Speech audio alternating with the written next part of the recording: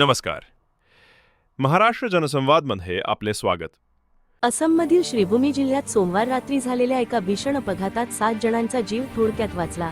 निलमबाजार परिसरातील बारोबरी जामा मस्जिदजवळ वाहन चालकाचा ताबा सुटून एक चारचाकी सरळ तलावात कोसळली. अर्ध्या पाण्यात अडकलेल्या वाहनातील प्रवाशांचे जीव वाचण्यात येथील मुस्लिम धर्मगुरू मौलाना अब्दुल बासित यांच्या तत्परतेचा मोलाचा वाटा ठरला.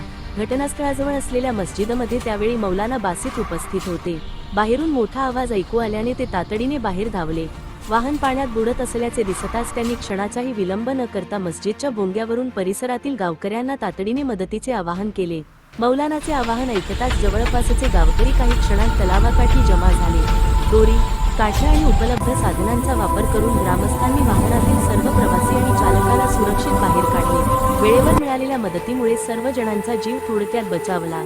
स्थानिक प्रशासनाने गावकऱ्यांच्या धाडसाचे आणि मौलाना अब्दुल बासित यांच्या तत्पर प्रतिसादाचे कौतुक केले आहे. अपघाताचे कारण चालकाचा ताबा सुटणे असल्याचे प्राथमिक तपासात समोर आले आहे.